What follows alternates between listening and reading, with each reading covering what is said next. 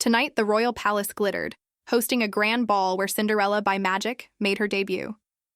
A prince spotted a mysterious beauty on the balcony, but their enchanting encounter was destined to be short-lived. With midnight striking and magic fading, she fled, leaving behind a single sparkling glass slipper. Haunted by her image, the prince vowed to scour the land for the maiden whose foot fit the delicate shoe. His relentless search paid off. The slipper found its match, revealing Cinderella at last. So Cinderella married her prince, stepping into what seemed like a dream of happily ever after. Their blissful union, they believed, would stretch on for a very, very long time. Yet the fairy godmother observed a shadow over Cinderella's supposed joy, a happiness that seemed to wane. Trapped in gilded luxury, Cinderella now spent her nights in solitary sorrow, her dreams unfulfilled. Meanwhile, the prince's gaze, once solely for Cinderella, had evidently found a new focus elsewhere. So the prince brought her in, then promptly forgot why she was special in the first place. No longer mysterious, no longer loved, Cinderella's next royal appointment was with the exit door. 10 childless years later, her happily ever after had officially expired. Talk about a short warranty. Her fairy godmother, observing this royal mess, realized this fairy tale needed a serious rewrite. Oh, if only she'd crashed that wedding. But hindsight, as they say, is a cruel, powerless mistress. Now a frail, aged mouse, the godmother's magical prowess had shrunk to match her tiny form. She struggled, this once mighty magician, now finding even a simple scurry a monumental task. Yet before a mysterious cloaked figure, the determined mouse godmother announced her one final desperate gambit. Stumbling but resolute, she pleaded for just one more chance, a single magical intervention for her goddaughter. Her ultimate wish, pure and simple, to see Cinderella finally wear a genuine smile once more. The godmother recalled Cinderella's past, a time of simple joys and radiant smiles, unburdened by royal life. Even with nothing, her goddaughter's laughter then was pure, a stark contrast to her current palace gloom. With her plea delivered, the tiny mouse godmother collapsed, her small form finally succumbing to the strain. The mysterious figure, eyes hidden, gravely questioned if this selfless desire was indeed her very last. His shadowed hand, crackling with an unknown energy, cradled the frail mouse, acknowledging her unwavering devotion. A vision of the godmother, vibrant and full of hope, declared her singular, heartfelt wish for Cinderella. From a grand balcony, the cloaked being pondered the monumental task of ensuring Cinderella's happiness forever. He envisioned the goal: Cinderella, once again luminous and carefree, dancing with unadulterated delight. The spectral, cute form of the godmother gazed up, her faith placed entirely in this powerful, unknown entity. With piercing red eyes, the figure clutched the mouse, understanding the wish was for Cinderella's consistent, unwavering joy. Cradling the lifeless mouse, the figure lamented she hadn't wished for her own survival, even once. He mused on the extraordinary lengths he might have gone to, had she only asked to live. But a sudden realization shifted his thoughts, a firm no to his previous line of reasoning. He understood with sudden clarity. Only Cinderella possessed the power to break his curse. Now, the enigmatic figure stood in the grand hall, his purpose twofold and deeply personal. He pictured Cinderella overwhelmed by sorrow, the very child the godmother had cherished above all. His crimson gaze intensified, wondering if Cinderella's happiness could somehow reach her departed protector. The godmother's spirit, a glowing mouse, then floated gently upwards from his outstretched palm. He made a solemn promise for her next existence, a life bathed in sunlight, far from shadows like his own. Miles away, a delicate hand interacted with two small birds, a hauntingly familiar lullaby drifting on the breeze. The godmother recalled Cinderella's simple past, humming a sweet tune while generously sharing her meager meals. Her spirit, now a tiny mouse, found an unexpected peace nestled within a bright yellow flower. This tranquility was abruptly shattered as the mouse godmother was startled from her floral perch. Disoriented, she wondered if this rude awakening was some sort of bizarre, noisy afterlife. The familiar, grating voices of the stepsisters confirmed her worst fears. This was no heavenly choir. Suddenly, a gentle finger prodded the tiny mouse, a surprisingly soft touch in this harsh new reality. The sensation was undeniably real, her cheeks squished with a vividness that defied any notion of the ethereal. Looking up, she saw a kind face, a young woman who seemed surprised by the mouse's presence, calling her Sira. Before the mouse could react, Cinderella was summoned by her stepsisters, her hand jolting near the tiny creature. Cinderella herself appeared utterly bewildered, questioning how Sira, the mouse, could possibly be there. The mouse godmother stared, her tiny mind reeling. This couldn't possibly be real. Cinderella then dashed away, making the godmother desperately wish this was all just a nightmare. But her goddaughter's face, her voice, everything felt too vivid to be a mere dream. A sharp voice cut through the air as a stepsister angrily accosted Cinderella for being late. Cinderella offered a hasty apology, only to be met with cruel jeers about her appearance from the stepfamily. She quietly endured their barbs about her ash-covered state, her shoulders slumped in resignation. The mouse godmother recognized this all too well. She was undeniably back in Cinderella's miserable past. Yet, a flicker of defiance shone in Cinderella, who inwardly affirmed her true name, Seraphina Bluewood. Peeking out, the tiny godmother wondered if her own magic had reset time, returning them to the old Bluewood estate. Watching Cinderella, she realized this was it, her divine opportunity to protect her precious Sira once more. A disdainful thought about the surrounding noise emanated from an unseen source. Cinderella flinched, her eyes widening as she recognized a distinctly unwelcome voice. The mouse godmother instantly identified the speaker, the infamous Count Bluewood. Indeed, it was Sira's neglectful biological father, the man who let her endure endless torment. The godmother recalled how, unlike the others, Count Bluewood escaped punishment after Cinderella's royal marriage, shamelessly using her status. He had lived lavishly, benefiting from his daughter's connection to the prince until his very end. The tiny mouse seethed, convinced Sira's misery stemmed largely from this man's failings. Count Bluewood then addressed Cinderella directly, ordering her to be subservient to her sneering stepsisters. He cruelly disparaged his own daughter, questioning her very nature as she stood silently. Tears welled in Cinderella's eyes while the mouse godmother watched, her resolve hardening. The godmother recalled Cinderella's youth, a time when she was heartbreakingly young.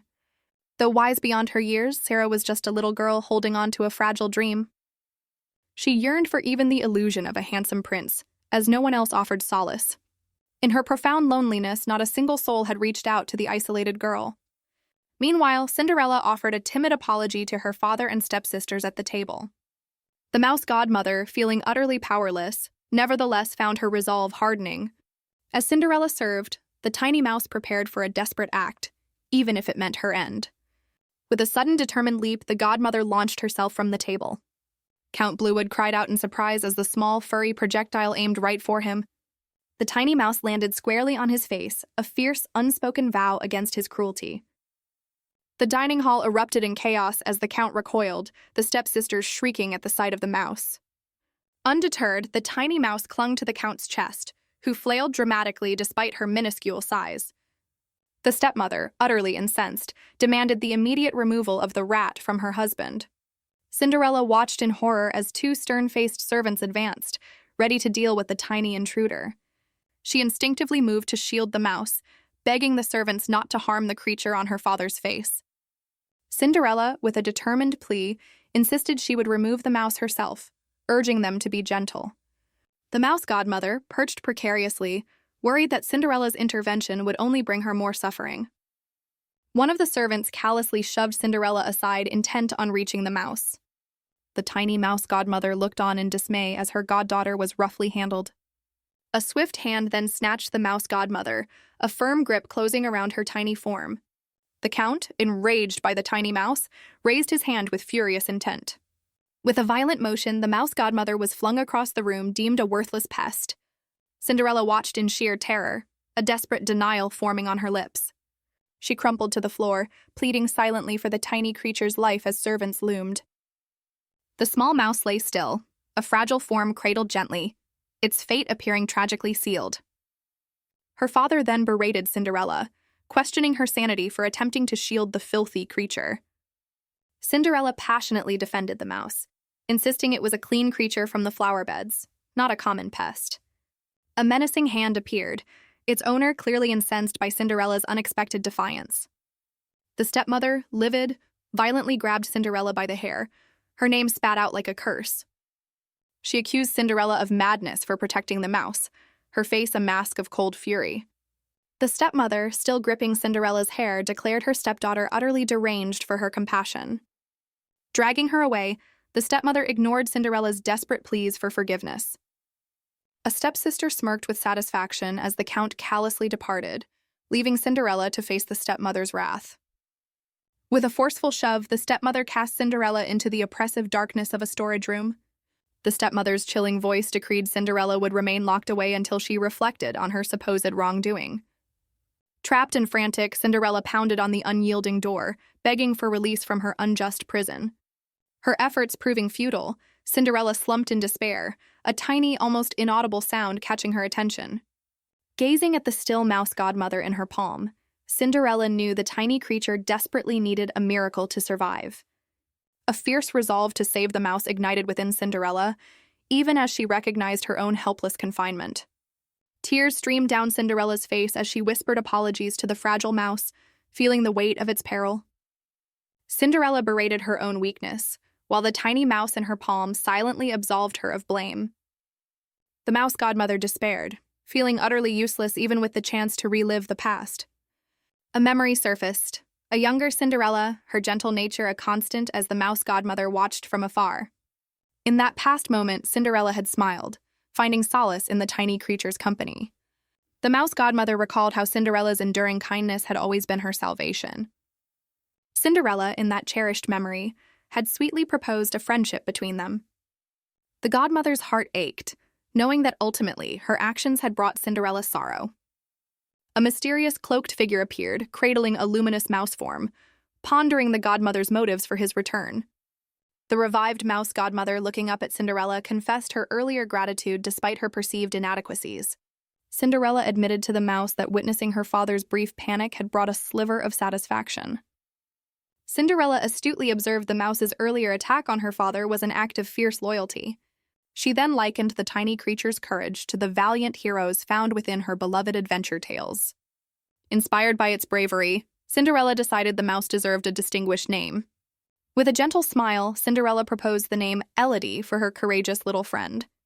The mouse godmother, Elodie, recalled the harsh, demeaning labels she'd always endured from others. Despite the cruelty of most humans, Elodie remembered Cinderella's unwavering kindness. Only Cinderella had ever offered her compassion, a stark contrast to the world's disdain. Fueled by this memory, Elodie's resolve solidified. She would protect Cinderella at any cost. Suddenly, Elodie began to glow and levitate from Cinderella's palm, much to Cinderella's astonishment. Tears welled in Cinderella's eyes as she witnessed this unbelievable, possibly miraculous event. Elsewhere, the Count frantically demanded a doctor, his voice echoing through the grand estate. He anxiously scratched himself, worried about infection, when a sudden noise startled him. An unseen force then violently blasted the Count backwards from the window. Stunned and disoriented, the Count stammered, trying to comprehend the sudden assault. Outside, his meticulously kept garden was shown utterly devastated, a scene of chaos. The Count, witnessing the destruction, seethed with rage, wondering who dared ruin his property. His eyes widened in dawning horror as a bead of sweat trickled down his temple. A pair of formidable boots strode purposefully into view, hinting at a powerful arrival. The imposing figures of Duke Valkysen, the Beast King, and a stern companion were revealed. A panicked servant announced their unexpected presence, while the Count internally fumed at the Duke's audacity. Duke Valkysen coolly instructs his aide, Edmund, whose hand pulses with ready magic. The name Count Bluewood appears, marking him as the focus of this imposing visit. Inside, Count Bluewood and his attendant flinch, clearly rattled by the powerful arrivals. Back in the storeroom, Elodie, now a glowing child with cat ears, levitates, explaining her presence is for one reason only.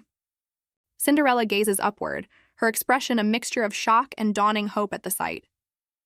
Elodie's small shoes dangle midair, a whimsical detail in this astonishing event. Elsewhere, the Duke's voice resonates with authority, setting a stark 10-minute deadline. His demand is clear and cold: surrender the kidnapped beast child or face the consequences. The newly formed Elodie looks on with determination as Cinderella utters her name, still processing the miracle. With eyes burning fiercely, the Duke reiterates his ultimatum, leaving no room for negotiation. Count Bluewood recoils, his face a mask of disbelief at the accusation of harboring a beastman. From above, the Duke and Edmund stand firm in the decimated garden as the Count denies any kidnapping. The Count, incensed, rails against their intrusion, garden destruction, and baseless claims. Duke Valkysen calmly asserts their authority, while Edmund prepares to reveal irrefutable proof with a glowing orb.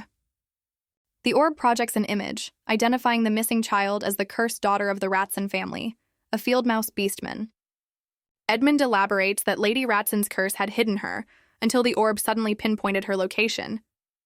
The magical orb clearly displays an image of the Bluewood estate, its light intensifying. Count Bluewood visibly flinches, his composure cracking as the evidence points directly to his home. Edmund delivers a stern final warning, but Duke Valkysen interjects, signaling a shift in approach. The Duke takes a decisive step forward, declaring that continued denial will result in forceful action.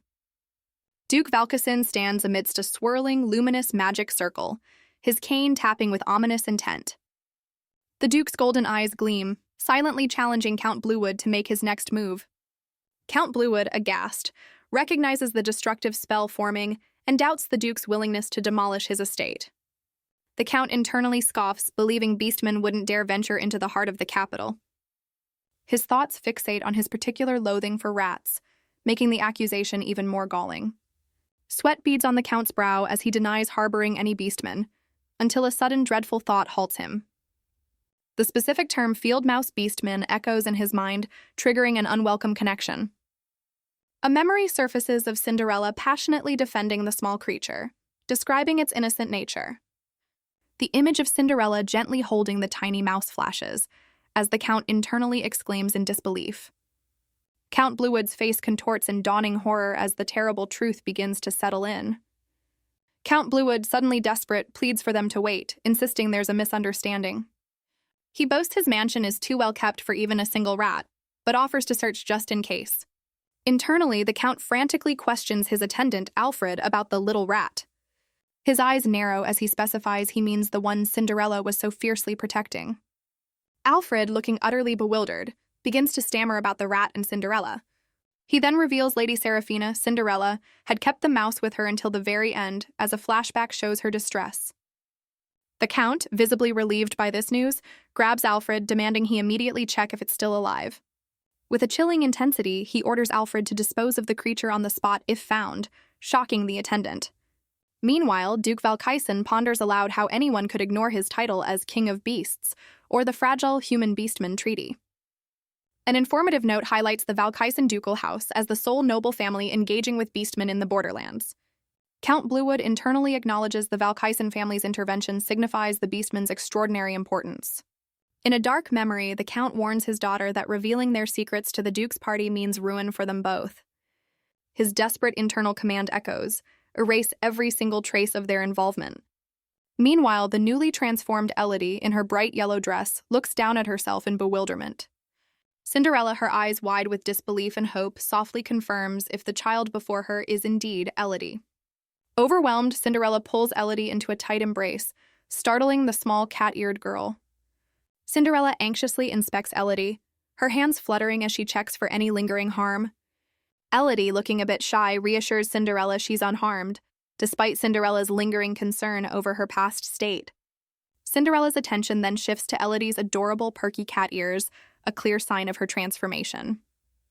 Her gaze then follows to Elodie's slender, twitching tail, another undeniable mark of her beastman nature. Cinderella excitedly points out Elodie's beastman nature, leaving the little girl utterly flabbergasted.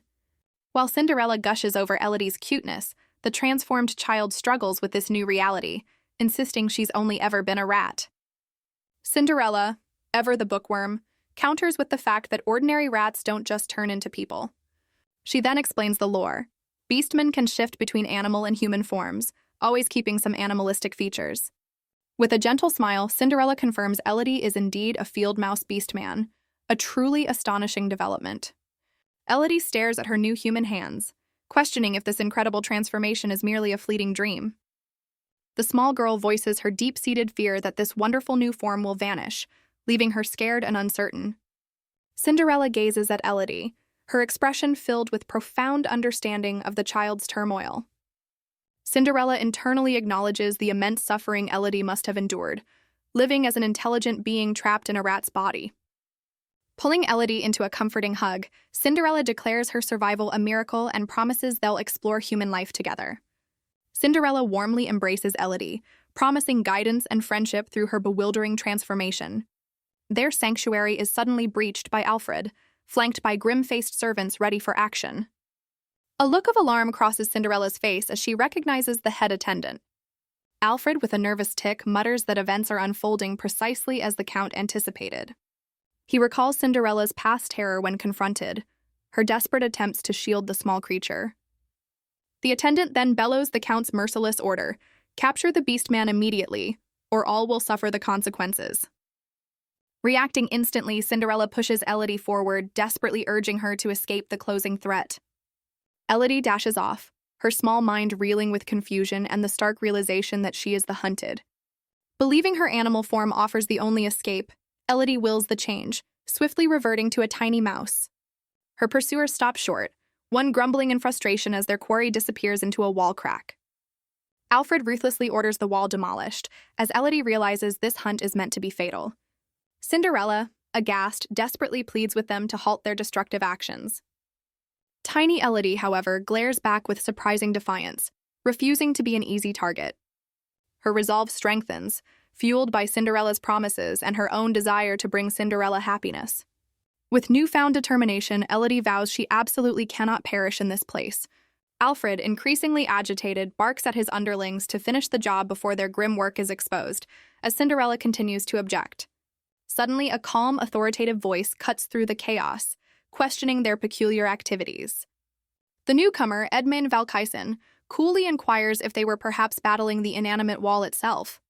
Young Lord Edmund Valkysen makes his grand entrance, exuding an air of undeniable noble authority.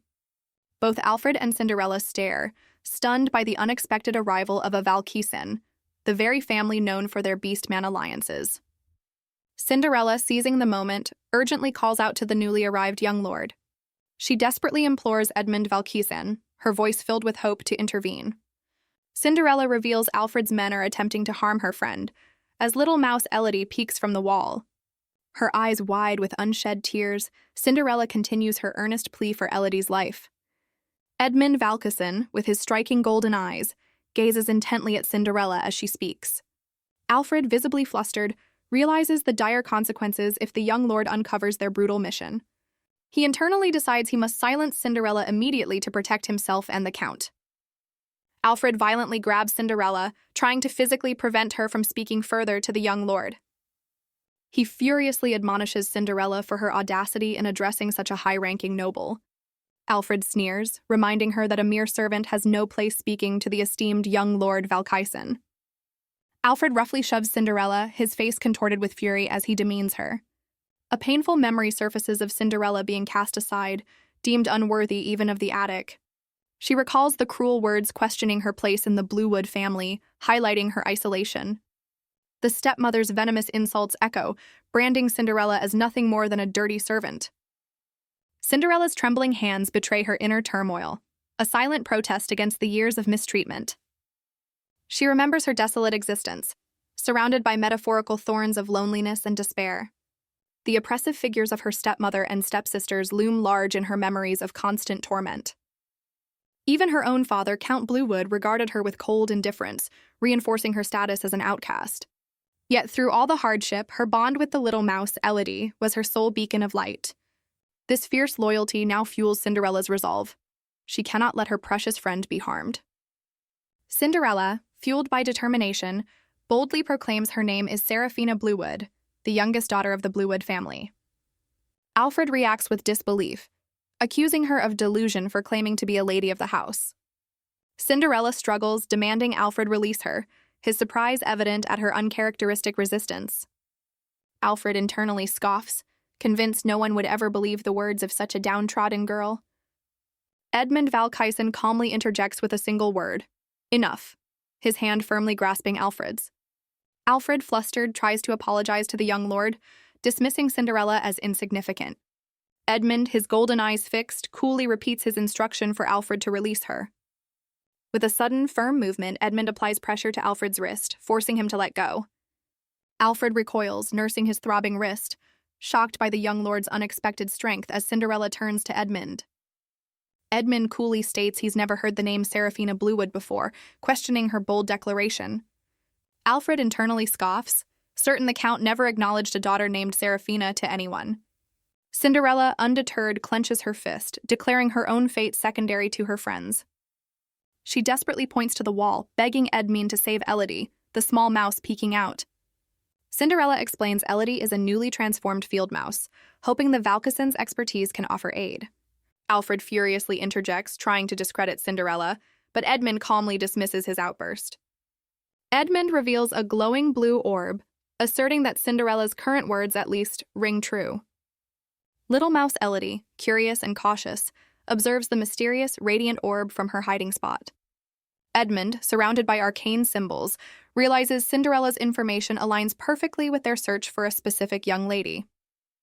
Alfred crumples to the floor in shock as a blue aura emanates from Edmund, while Cinderella watches, astounded. Cinderella's eyes widen in dawning comprehension. The Valkysen family had been searching for Elodie all along. Edmund coolly observes his glowing orb, confirming it's pinpointing the crack in the wall. Alfred, sweating bullets, stammers that the little mouse was indeed hiding right there. Edmund's hand tightens around the handle of a rather large hammer, his intentions becoming clear. With a determined stride, Edmund orders a terrified Alfred to move, who flinches dramatically. Alfred, absolutely panicked, begs the young lord to wait and hear him out, hoping to stall. Edmund, however, has no time for Alfred's excuses, his golden eyes fixed on the wall as he poises to strike.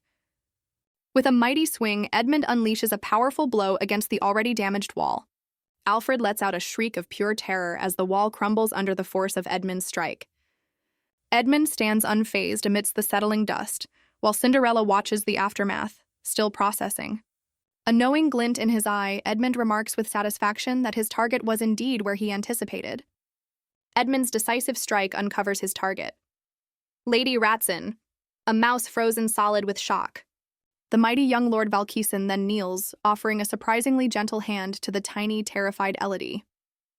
He flashes a charming smile, coolly informing the mouse that her rescuer has officially arrived. Elodie the mouse stares, her little brain struggling to process this grand rescue mission specifically for her. This powerful, handsome stranger's sudden appearance leaves the little mouse utterly bewildered about his identity. In a magical instant, Elodie is now a small girl, immediately swept into Cinderella's tearful, apologetic embrace. But little Elodie dismisses Cinderella's self-reproach, fiercely praising her friend's courageous actions. With tears of pure conviction, Elodie proclaims Cinderella the absolute bravest person she knows. Cinderella, her heart swelling at such fierce loyalty, offers a genuine, tear-stained smile. Edmund, observing the poignant scene, steps forward with a handkerchief for Cinderella, who looks up, still holding Elodie. Edmund, ever the gentleman, offers his handkerchief, suggesting Cinderella dry her tears.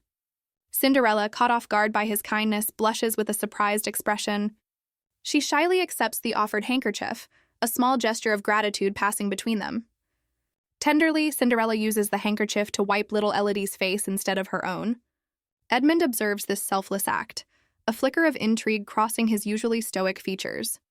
Suddenly, Elodie transforms into a tiny, ferocious guardian, her eyes blazing with suspicion at Edmund. The little girl then leaps up, chiding Edmund, clearly embarrassed that Cinderella showed vulnerability before him. Elodie, fiercely protective, warns Edmund to keep his distance from her precious Cinderella, despite his earlier heroics. Edmund, unperturbed by the tiny protector, calmly announces the Duke awaits them in the drawing room, much to Cinderella's surprise. Elodie, in a comical display of overprotectiveness, mentally panics as Edmund and Cinderella walk side by side. In the drawing room, the imposing Duke Valkysen sips tea, his presence making Count Bluewood internally combust with unacknowledged panic.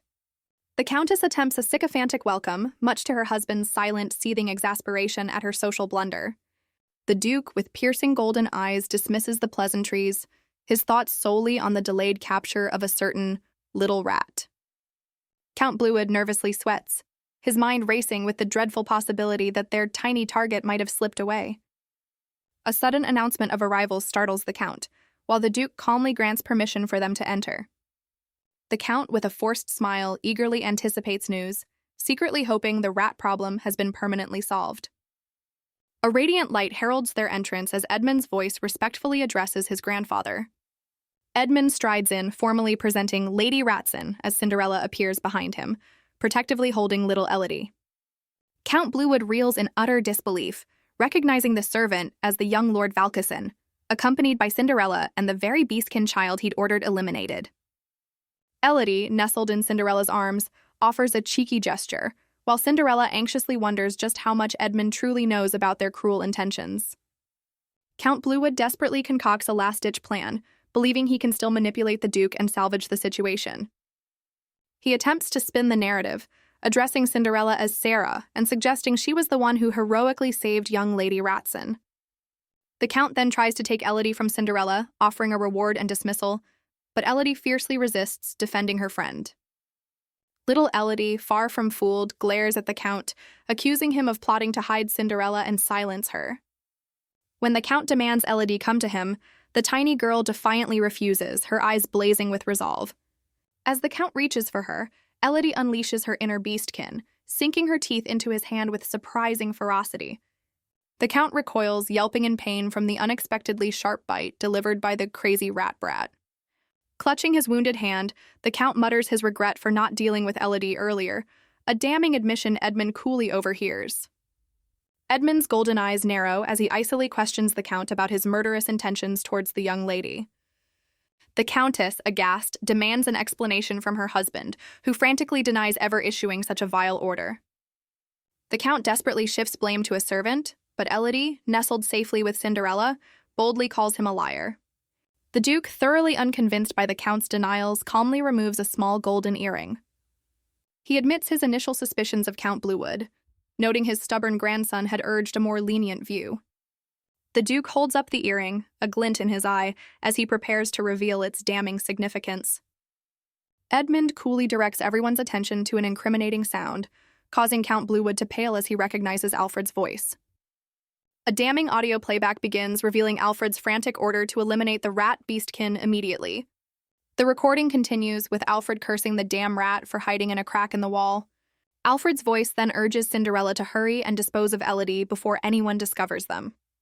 The Duke explains the function of the paired magic earrings. Worn separately, they record conversations. Edmund smirks, revealing he wears the matching earring, the source of the damning audio evidence. Count Bluewood stumbles, his scheme to fool the Duke utterly shattered by the revelation of prior knowledge. The Duke then turns, beckoning a terrified Elodie who clings desperately to Cinderella. Cinderella gently coaxes Elodie, assuring her of the Duke's safety as the little girl is reluctantly passed over. Now holding a trembling Elodie, the Duke calmly reports into his earring that the young lady has been secured, much to Elodie's confusion. He continues his communication, confirming Elodie's well-being despite her recent peril, and awaits further orders. The drawing room freezes as the Duke holds Elodie, the Bluewoods watching their doom unfold before Cinderella and Edmund. Elodie looks up in surprise as the Duke acknowledges the severe punishment being relayed through his earring. The Count and Countess quake with dread, completely clueless about the grim fate the Duke is about to enact. With Elodie still in his arms, the Duke coolly advises the Count against any foolish attempts to flee. He ominously declares that the animal kingdom itself will ensure the Count's capture, as a colossal, glowing-eyed beastkin form terrifies the Bluewoods. The Duke concludes his ominous communication, hinting at an impending reunion with the source of the orders.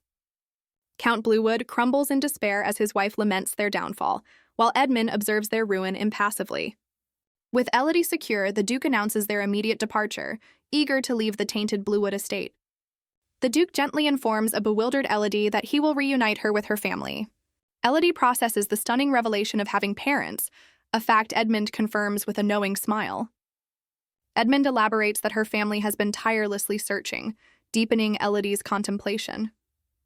Elodie connects the dots, her beastkin nature, noble heritage, and the Valkysen's true mission to retrieve her. Overwhelmed by these truths, Elodie clings to the Duke, a whirlwind of emotions stirring within her. Despite her confusion and lack of memory, a resolute Elodie yearns to finally meet her long-lost family. Elodie, with newfound understanding, deduces her own high standing from the Duke's personal intervention. Elodie, already planning her bestie's glow-up, imagines dressing Cinderella in the finest, cutest clothes. Her delightful daydreams continue with promises of delicious feasts and joyful tumbles on a massive, fluffy bed. Their heartwarming bond radiates pure joy as Elodie and Cinderella share a sun-drenched, flower-filled embrace.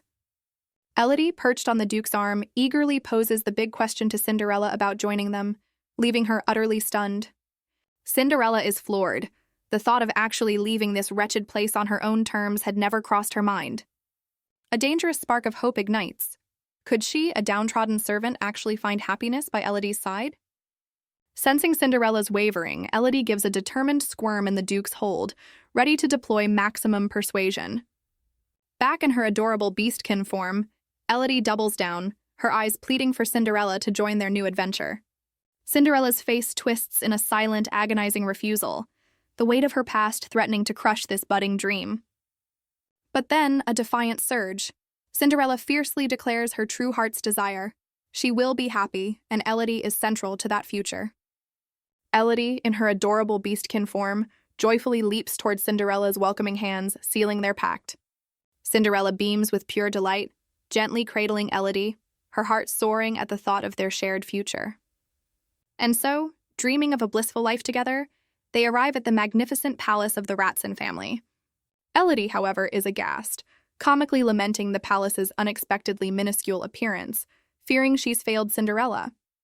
Cinderella can't help but chuckle, finding Elodie's dramatic despair over the comically small size utterly charming. The tiny beastkin frets that their grand dreams of cohabitation are doomed if they can't even squeeze through the door. Elodie clutches her head in a moment of pure panic, convinced her plans for a lavish life with Cinderella are now impossible. The Duke then approaches Cinderella, announcing his intent to see His Holiness, leaving her utterly perplexed by the title.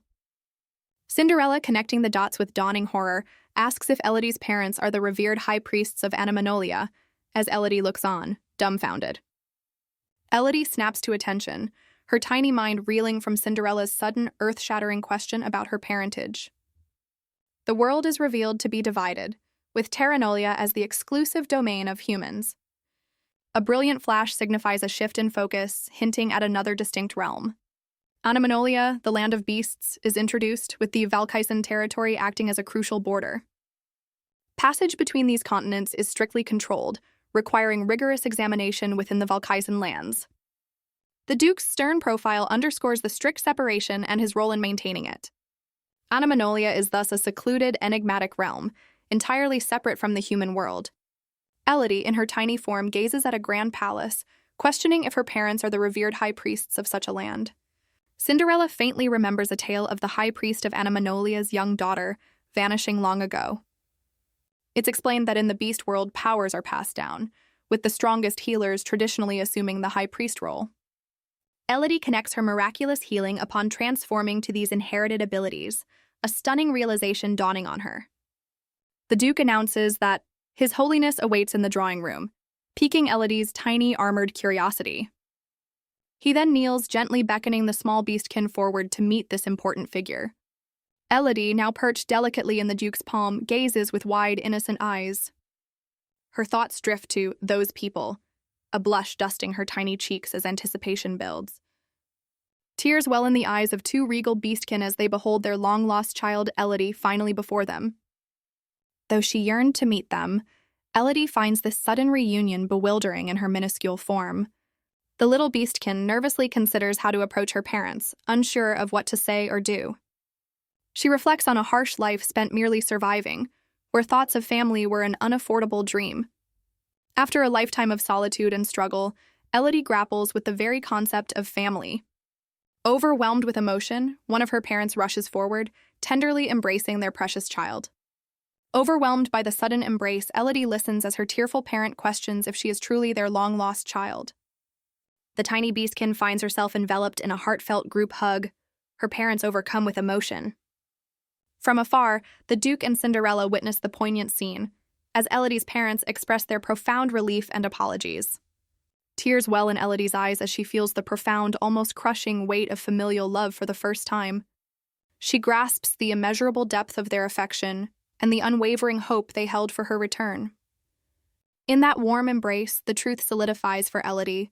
She truly had a family waiting for her. The simple yet monumental realization that she had parents washes over the little beastkin. Surrounded by their tearful joy, Elodie understands she was never truly alone in the world. Gazing upon the magnificent palace, a profound sense of belonging settles within her. She is finally home. Elodie, ever resilient, attempts to comfort her weeping parents, assuring them she managed through her ordeal. Elodie explains to her parents that Cinderella was her constant savior. She recalls Cinderella's unwavering support, especially during her most difficult moments. With tears in her eyes, Elodie assures them she's thrived because of Cinderella's care. Her mother, understanding, inquires if this is the Sarah who looked after her, to which Elodie nods. Elodie's father, deeply moved, commands a grand banquet to honor their cherished benefactor. Instantly, a magnificent feast appears, fit for royalty and a testament to their gratitude. Cinderella is utterly amazed by the lavish spread, her eyes wide with wonder. She expresses her heartfelt thanks, particularly charmed by the adorable miniature tableware. Elodie notes with a hint of surprise that Cinderella seems genuinely delighted by the gesture.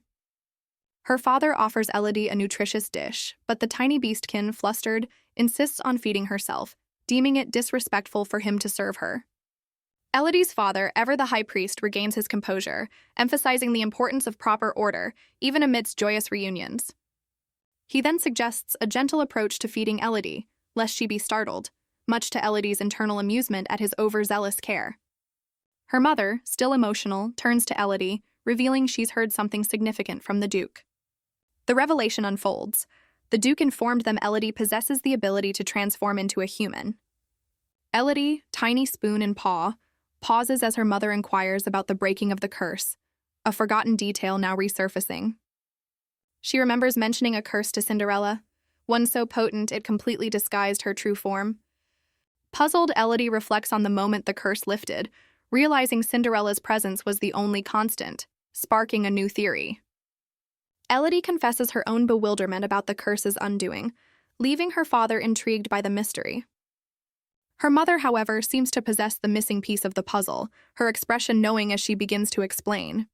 The truth is unveiled. Elodie's curse could only be broken by a kiss of true love, a condition met by Cinderella's affection. Elodie, in her tiny beast form, is utterly stunned by her mother's explanation about true love's kiss. The little creature blushes furiously, her mind reeling at the implication that Cinderella's affection was the key. In a puff of smoke, Elodie transforms into her child form, calling out to Cinderella in disbelief. Elodie, now a small girl, earnestly asks Cinderella if she truly loves her, seeking confirmation. Cinderella turns, a soft, knowing smile playing on her lips as she regards the flustered Elodie. With a bright, genuine smile, Cinderella wholeheartedly confirms her affection, admitting it was love at first sight. Elodie looks down, deeply touched, as Cinderella explains that anyone would be captivated by her. The young beastkin, flustered and overcome, struggles for words, her heart pounding at Cinderella's sincere declaration. Elodie internally marvels at Cinderella's angelic nature, viewing her as a beacon of salvation and happiness. Deciding she can't hold back her overwhelming emotions, Elodie impulsively dashes towards Cinderella. Elodie, embracing Cinderella, boldly announces to her parents her desire to live with Sarah in the human world. Her parents are visibly stunned, exclaiming in disbelief at their daughter's unexpected request. Elodie tearfully admits that while reuniting with family is wonderful, her deepest wish involves more than just her own joy. She resolutely declares her commitment to her promises, driven by the desire to prevent Cinderella from ever being sad again. Elodie pauses, gathering her thoughts before revealing the true extent of her heartfelt wish. With unwavering determination, Elodie proclaims her lifelong goal, to ensure Cinderella's happiness, leaving Cinderella visibly moved. The young beastkin clarifies that her ultimate aspiration revolves entirely around Cinderella's well-being. Elodie's mother listens intently, her expression softening as she considers her daughter's earnest plea for permission. The Duke interjects with a surprising proposal. Perhaps Elodie could reside with the Valkysen family for a time, catching Elodie off guard. Elodie's father expresses his shock at his wife's apparent quick agreement, but she hints at a deeper understanding. Elodie's father, still a tiny beastkin, appears utterly bewildered by his wife's swift acceptance of the Duke's idea. The Duke, ever composed, reveals he anticipated Elodie's wish and inquires if his Valkysen proposal presents any issues for her parents. He clarifies that while the Valkysen family welcomes guests, there's an unspoken but hanging in the air. Elodie's mother, concerned, turns to her husband, seeking reassurance and entrusting Elodie's safety to him. The Duke offers a comforting word, as Elodie keenly observes her parents' anxious expressions, realizing they aren't trying to keep her. Elodie's sharp gaze reveals her astute awareness. A typical child wouldn't sense the underlying complexities. She mulls over the fact that only her curse was broken by Cinderella, while others, including her parents, remain transformed. Elodie questions why her powerful parents live in hiding as beastkin, despite their high standing. The young girl wonders at their willingness to let her go again after such a long separation, as other beastkin go about their duties. With a pensive look, Elodie acknowledges that the puzzling pieces of her family's situation are slowly starting to click into place. Elodie deduces her parents' willingness to let her go, despite their sadness, is a desperate measure to shield her from looming external dangers. She grasps that this protection is crucial, because the evidence of this threat lies in a future that's fast approaching. The narrative then ominously introduces the basilisk, a family of venomous snakes, starkly contrasting them with Elodie's own field mouse lineage. Elodie, in her child beastkin form, stands pensively, questioning if the unfolding events are simply a string of coincidences. She further wonders how much of the future she foresees is intertwined with these new, unsettling truths, turning to her mother for answers. Elodie's mother, still a tiny beastkin, sweetly inquires about the human friend who arrived with Elodie, asking if her name was Sarah. The Duke relays his wife's query, asking Cinderella if she minds being called Sarah, to which Cinderella enthusiastically agrees. Elodie's mother, in her small, fluffy form, looks up with heartfelt eyes, thanking Cinderella profusely for saving her precious daughter. The Duke, with a grave expression, voices his wife's deep conviction that they owe Cinderella a debt they can never truly repay. Cinderella, completely taken aback, kneels and earnestly protests, insisting that she was the one who benefited from Elodie's help. Cinderella, slightly flustered, apologizes for using the name Elodie, acknowledging it was the name she'd given her. The tiny beastkin Elodie blushes sweetly, assuring Cinderella that it's perfectly fine. Elodie's mother, still a small creature, declares that if her daughter likes Elodie, then Elodie it shall be, praising Sarah for giving her child a new lease on life. Elodie, now in her child form, looks deeply moved by her mother's words.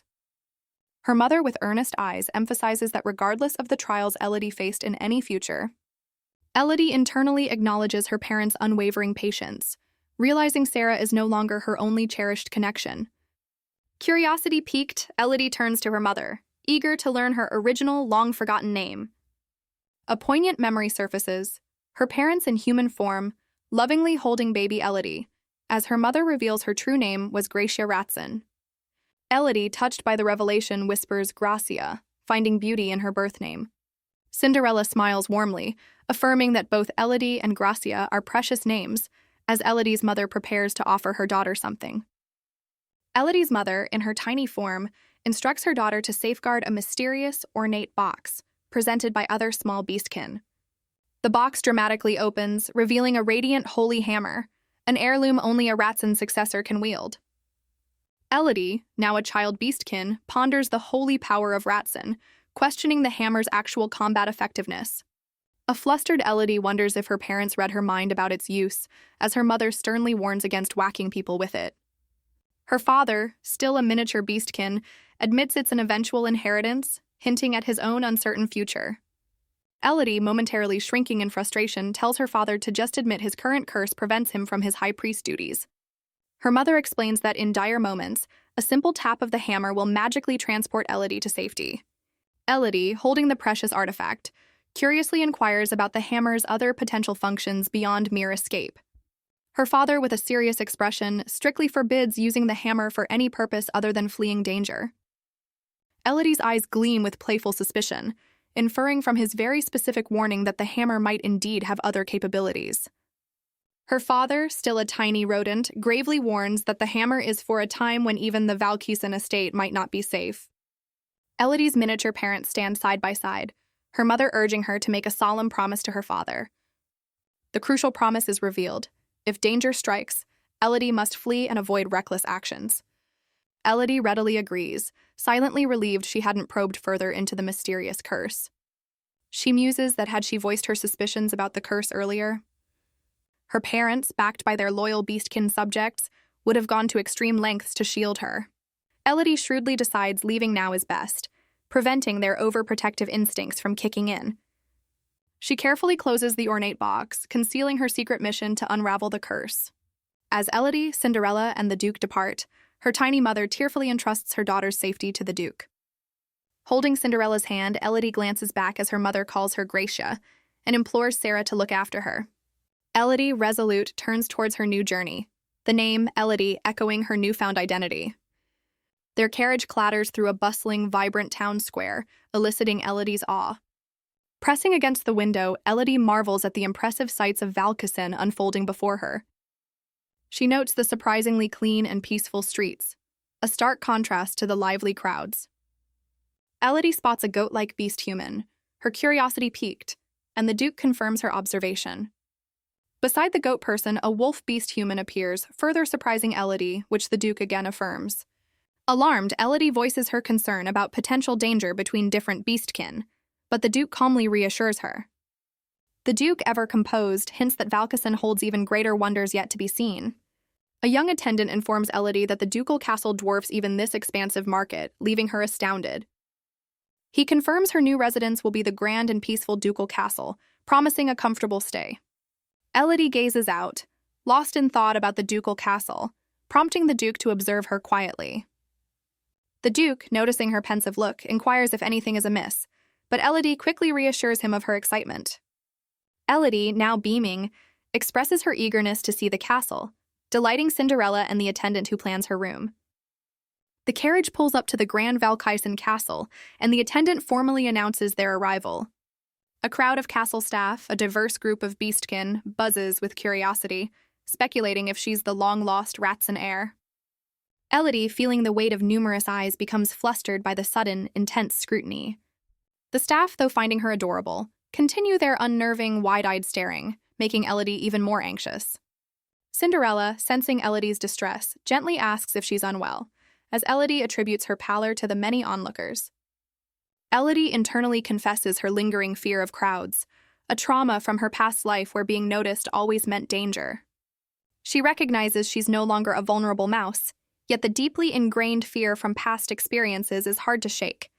Elodie trembles, trying to hide her unease from Cinderella, not wanting to cause her worry.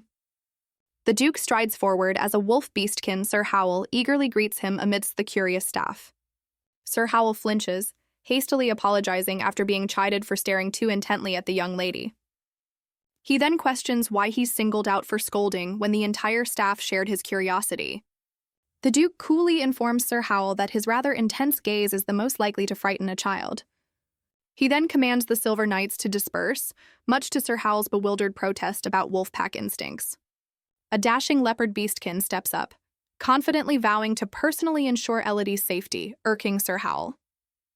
The leopard beastkin internally preens, convinced of his superior handsomeness compared to the wolf. The Duke, his eyes glinting, sharply dismisses the leopard's self-congratulatory thoughts as nonsense. With a chilling command, the Duke forbids both predatory beastkin from approaching Lady Ratson for the time being, stunning them. The Duke clarifies that even seemingly harmless cat and dog beastkin could unintentionally intimidate the young lady, stunning the predatory duo.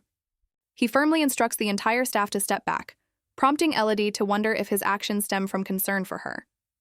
With a gentle hand on her head, the Duke warmly invites Elodie to enter the castle. Elodie, slightly flushed, readily agrees, surprised by the unexpectedly relaxed atmosphere within Valkysen. She observes humans and beastkin interacting freely, a stark contrast to the initial impression of a rigidly structured society. A flicker of recognition crosses Elodie's face as she recalls a similar period of harmony. She remembers an era of peaceful coexistence between humans and beastkin, all thanks to the Valkysen Treaty. The narrative highlights the Duke of Valkysen walking into a radiant light as the pivotal figure who ushered in this age of peace. Elodie's expression turns somber, knowing this tranquility is destined to shatter. She foresees a grim future, recalling that in just 5 years, the Duke, the very symbol of this peace, will meet a tragic fate. Elodie grimly recalls the Duke's fated demise, a future she desperately wants to prevent. His death, attributed to a mysterious heart attack, ignites simmering tensions, leading to targeted beastkin killings and escalating racial discord.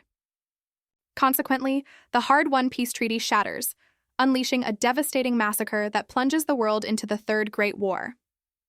Even Edmund, Terranolia's silent defender, perishes in the conflict, his body never recovered. Following Edmund's fall, a suspiciously swift ceasefire is declared, and Valkysen is unjustly blamed and utterly destroyed. Elodie watches the Duke, knowing that even if Valkysen's name is eventually cleared, the chasm between humans and beastkin will have become irreparable. The Duke, sensing her troubled gaze, gently inquires about her thoughts, unaware of her heavy knowledge of his tragic efforts. Clenching her small fist, Elodie wonders if her knowledge of the future, despite her mouse origins, could alter this catastrophic destiny. Her resolve solidifies. At the very least, she must repay the kindness of the Duke and Cinderella, the two who offered her a new life. With newfound determination, Elodie prepares to voice a plan, ready to challenge the grim fate she foresees. Elodie boldly expresses her wish for the Duke's longevity, turning his head in surprise. The Duke, taken aback, confirms if her earnest wish was indeed for him, which she affirms. She then offers a health check, citing her Ratson lineage, though the Duke eyes her youthful appearance skeptically. Elodie confidently explains her family's renowned ability to cure all ailments, physical or mental. The source of this power is revealed, a sacred hammer, which Elodie aims to master for healing. The Duke, however, firmly declines her offer, leaving Elodie momentarily stunned. He asserts he knows his own condition best, oblivious to Elodie's internal dread about his fated demise. The Duke then reminds her that the divine artifact, the hammer, is reserved for truly dire emergencies, deflating her plan. He sternly questions if she views the sacred hammer as a mere plaything, warning against its careless use. Edmund smoothly intervenes, suggesting to his grandfather that Elodie is merely playing doctor, a notion she inwardly rejects. The Duke indulges Elodie but reassures her of his longevity, a claim that startles her given her knowledge of his impending doom. Elodie reconsiders her assumption of a chronic illness for the Duke, realizing his fated heart attack might not be natural, as he playfully pinches Edmund's cheek. A chilling memory surfaces. Elodie, as a mouse, witnessed food tampering, sparking a dreadful suspicion about the Duke's meals. Her new mission crystallizes. She must meticulously monitor the Duke's food, seeing it as her immediate course of action. Gazing at the magnificent Valkysen castle, Elodie's resolve strengthens. She cannot passively allow the Duke's tragic fate. With fierce determination, Elodie vows that the devastating events of the past will not be repeated under her watch. Elodie is then led to her new room, her eyes widening in sheer amazement at its opulence. She stands in awe, realizing this vast, luxurious space is entirely hers, a first in her life. Reflecting on her past, where only Cinderella's embrace offered solace, she ponders her purpose in this grand new setting. A sudden realization hits Elodie. She must train, build her strength, and conquer her fears to protect Cinderella. Elodie, brimming with resolve, freezes as she hears someone entering her new, opulent room. A cheerful squirrel beastkin maid bows, introducing herself as Squirrel, assigned to serve the young lady Ratson. Squirrel peeks under the bed, startled to find Elodie hiding there, questioning the baby lord's peculiar spot. Elodie, caught off guard, sheepishly emerges, while Squirrel confesses her own surprise at the sudden discovery. The head maid suggests a change of clothes, but Elodie, unconcerned by a bit of dust, seems puzzled by the fuss. Elodie flexes her arm, realizing her current attire is uncomfortably snug, a relic from 2 years prior to her transformation.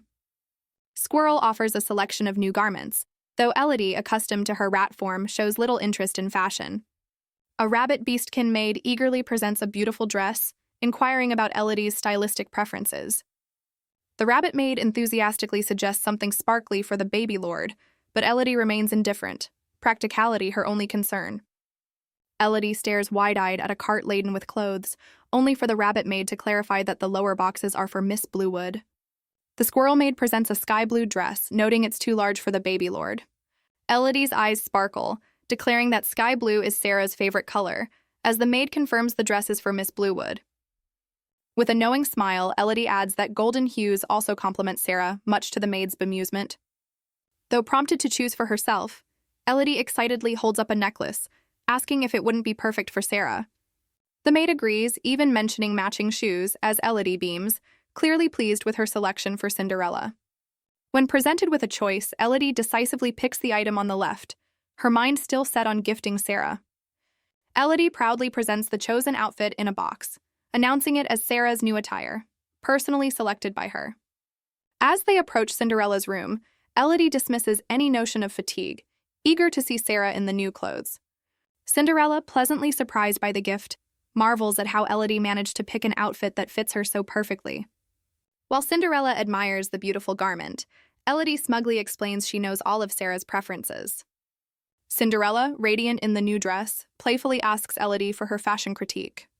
Elodie, utterly starstruck by Cinderella's angelic appearance, enthusiastically confirms the outfit is a perfect match.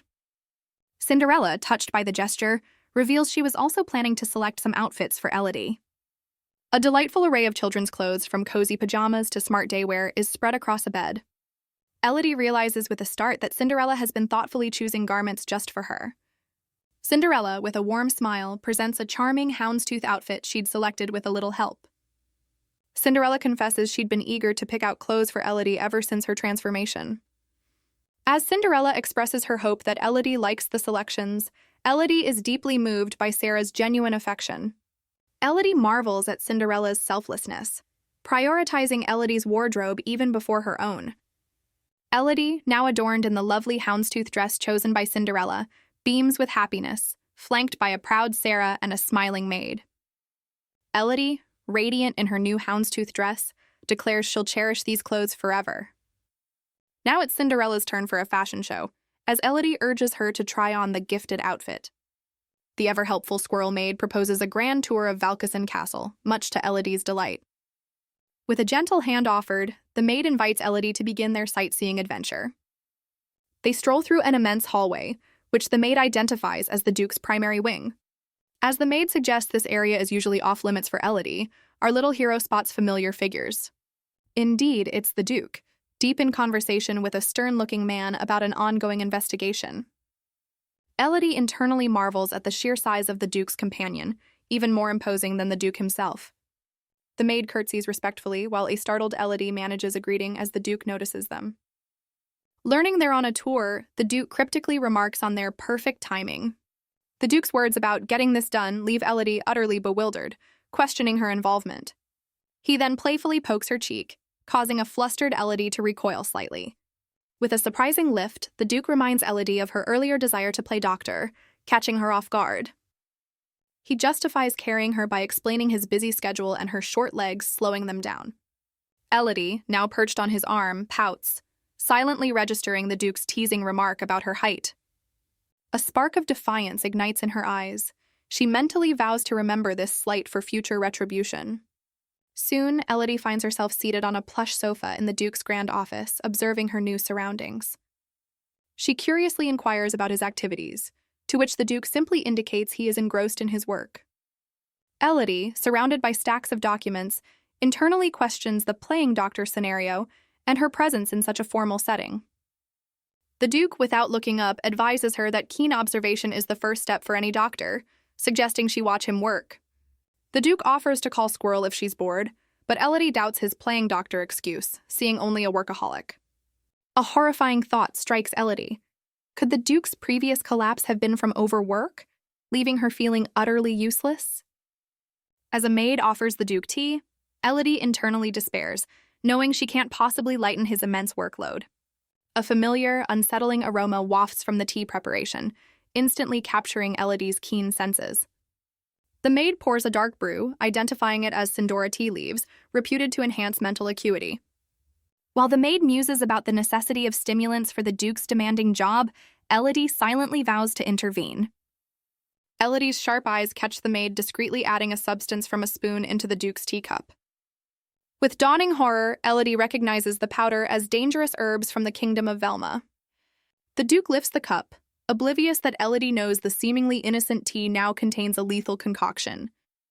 Without a second thought, Elodie leaps forward, a tiny hero on a desperate mission to prevent disaster. Elodie, with a desperate cry, launches herself towards the Duke, determined to stop him from drinking the tea. She successfully knocks the cup away, its contents splashing across the floor as the Duke's stern companion rushes to his side. Elodie winces from her rough landing, while the Duke observes the aftermath with a sigh. The Duke effortlessly lifts the small girl, remarking on her knack for finding trouble, much to Elodie's flustered denial. He questions her sudden outburst, wondering if this is yet another one of her playful antics. Elodie urgently explains the grave danger, warning that the combination of Cinderella tea and Velma herbs causes paralysis. A flashback reveals the dangerous concoction, initially believed to be a potent stimulant, though its true nature was not yet widely known. The explanation continues, detailing how a specific ratio of these ingredients numbs the nerves, erasing all sensation. History showed that many nobles suffered severe side effects a year after this deadly mixture gained popularity. Elodie knows this dangerous brew could be fatal for a knight like the Duke, whose very life depends on his keen senses. The Duke, holding Elodie, dismisses her warning, claiming he's had the mixture before, while Elodie desperately insists her parents gave her this reliable intel. He concedes that information from her parents would indeed be credible, as the maid begins to stammer her ignorance. The terrified maid collapses, confessing she only followed what she heard was a popular capital trend for staying alert. The Duke's expression turns intensely serious, his sharp eyes narrowed in thought. Trembling, the maid reiterates to his grace that her previous statement was true. Observing Elodie's tear-filled earnestness, the Duke acknowledges she likely wasn't lying, much to her internal amazement at his perception. Elodie, however, internally puzzles over how the maid knew about the recently improved Velma herbs, wondering about her source. The Duke, now leaning on his cane, demands the maid reveal who instructed her to use that dangerous combination. With a shudder, the maid names Count Hamilton, his shadowy figure appearing ominously. The Duke's eyes gleam with a chilling understanding as he absorbs this critical piece of information. The maid reveals Count Hamilton as the supplier of the Velma herbs, his image looming. Elodie observes a chilling transformation in the Duke's aura upon hearing the Count's name. The Duke, resolute, commands Count Hamilton be brought forth, intending to verify the accusation personally. A battered Count Hamilton is unceremoniously presented, already proclaiming his innocence and alleging a grave error. Hamilton, visibly injured, desperately questions his supposed knowledge of the neurotoxin and denies any reason for such an act. The Duke's formidable companion curtly dismisses Hamilton's frantic pleas to find the true perpetrator. With unwavering certainty, the companion details that the herbal ingredients, purchase time, and supply route are all known. Count Hamilton's face falls in despair as the companion states all facts have been unequivocally confirmed. The companion icily asks if Hamilton genuinely thought His Excellency would proceed without irrefutable proof. Restrained and enraged, Hamilton unleashes a torrent of accusations, branding the Duke a destructive obsession and a curse. The Duke's aide reports the physician's verdict. The tea was an unheard-of, dangerous mixture. He elaborates that its effects hinged on precise ratios, confirming its neurotoxic nature, just as the Duke theorized, while Elodie listens intently. The Duke's eye glints with the chilling realization of Hamilton's long-term, insidious poisoning plan. A defiant, injured Hamilton internally smirks, confident his prolonged use of the tea would mask any signs of deliberate harm. The Duke, leaning on his cane, addresses the 24-year-old Hamilton, reminding him of their extensive shared past. A flashback shows a young, knife-wielding Hamilton confronting the Duke after his family's illicit enterprise was dismantled. The Duke recalls the boy, then merely 14, branding him an enemy, a sentiment the Duke had once dismissed as youthful rage. In the memory, the Duke stands over a devastated young Hamilton who had lost his family, fortune, and all but his name. He recounts taking responsibility for the boy, guiding him to overcome his family's dark legacy and forge an honorable future. Back in the grim present, the Duke faces the restrained Hamilton, his expression one of profound disappointment at this ultimate betrayal. A battered Hamilton attempts to reason with the Duke, claiming he's fulfilled his duties.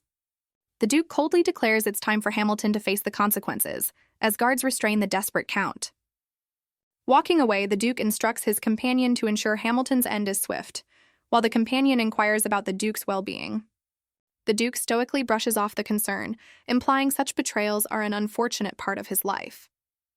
His sharp gaze intense, the Duke now ponders the more pressing mystery: how Elodie uncovered the plot. The companion muses if Elodie, the young physician, possesses some divine insight from her Ratson lineage, as a glimpse of her foot is shown. The Duke dismisses the idea of divine help for the cursed Ratsons, yet concedes he lacks a logical answer for her discovery. A faint, intrigued smile plays on the Duke's lips as he resolves to question Elodie directly. Elodie, perched nervously on a large chair, flinches under the Duke's sudden, intense scrutiny. The Duke, with a hint of amusement, commends Elodie's astuteness and pointedly asks how she knew about the poison. Elodie internally frets, realizing she's revealed far too much, and wonders if a fabricated story will suffice. She knows a clumsy lie won't fool the Duke. She must be utterly convincing to escape dire consequences. With a pained look, Elodie begins, confessing she's encountered and consumed similar dangerous substances many times. A flashback reveals a tiny ailing mouse, illustrating her desperate past where hunger led to sickness, teaching her a harsh lesson. The grim memory continues, emphasizing the vital lesson learned. One must be exceedingly cautious about everything ingested. Elodie, appearing young and vulnerable, admits she learned this brutal truth about survival long before meeting Sarah.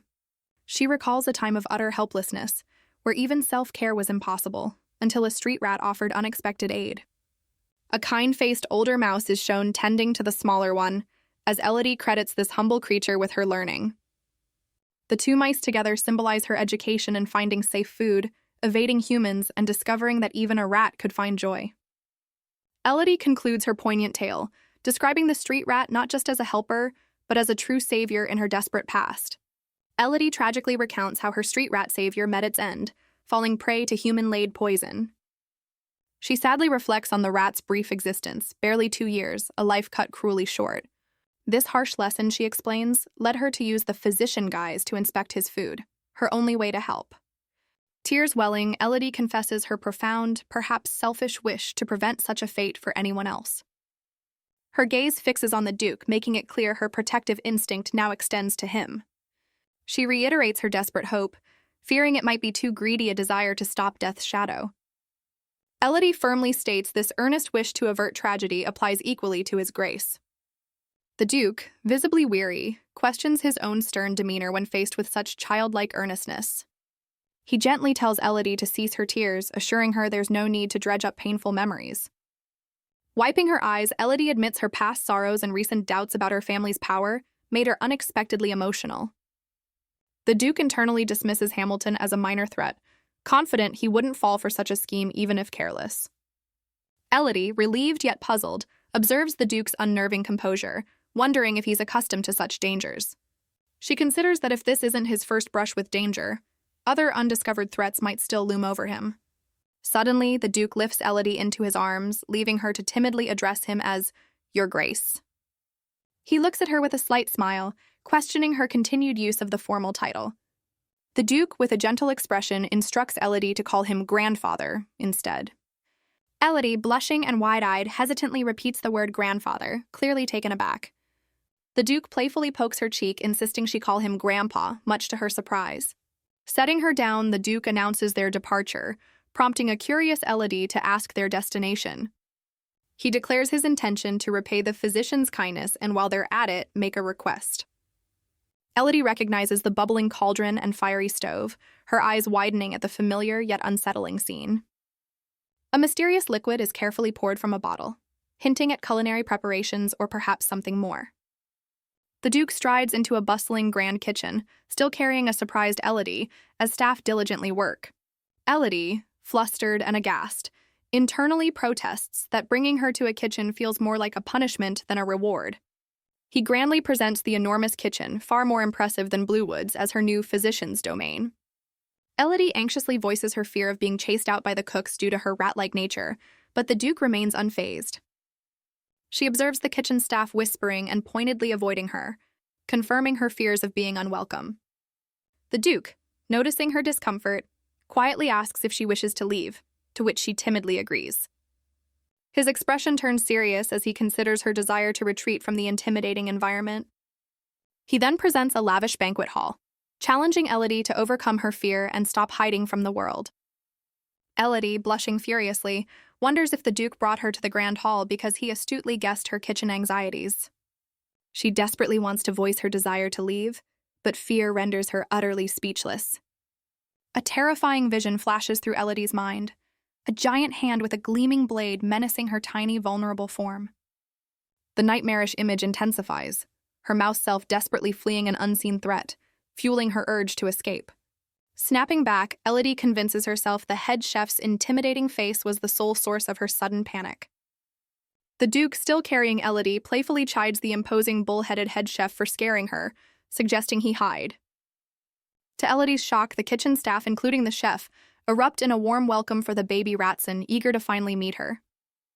Tears well in Elodie's eyes, completely taken aback by this unexpectedly kind reception. The Duke gently points out their welcoming demeanor, making Elodie realize her grandfather understood their hesitation was for her sake. With a determined clench of her fist, Elodie acknowledges she can't run forever, remembering the very reason she embarked on this journey. Elodie resolves that if she can't overcome this fear, she'll never break her family's curse. Still held by the Duke, Elodie tentatively allows a rabbit-eared cook to take her tiny hand. The beaming cook warmly invites baby Ratson to join her in baking some cookies. Elodie internally marvels that the cook's hands, once perceived as frightening, feel surprisingly warm. Looking a bit flustered, Elodie declares her official purpose: to inspect her grandfather's diet. The adoring kitchen staff, including the head chef, are charmed, and the rabbit cook suggests Elodie design a new diet plan.